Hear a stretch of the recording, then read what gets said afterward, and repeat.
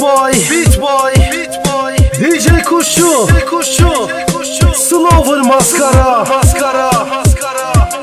MC Cevo Edit by Karamsar Sene 2012 Harbi Eksaltı Ez beçare betenabe dünya zor eder mantinne divere canamın edibese yaramın çare yok sevgilim dünya zor derman yok yeter artık canım yeter artık yarim ez beçare betenabe dünya zor eder mantinne edivere canamın edibese yaramın çare yok sevgilim dünya zor derman yok yeter artık canım yeter artık yarim. Bütün sevgileri atıp yalnız ona verdim ben. Hasretinle geçiyorken bu benim gençlik çağım. Açılan bir gülsün sen, yaprak yaprak değişen.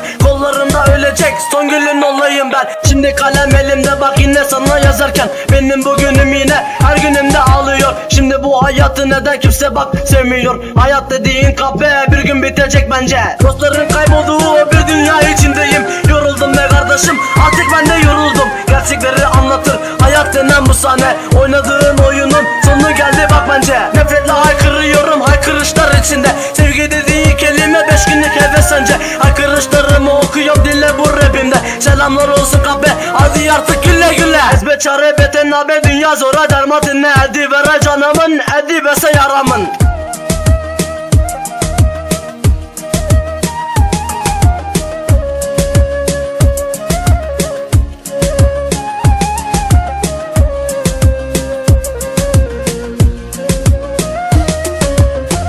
Çare yok sevgilim dünya zor derman yok yeter artık canım yeter artık yarim ezbe çare metenabe dünya zor eder mantinle edivere canamın edibese yaramın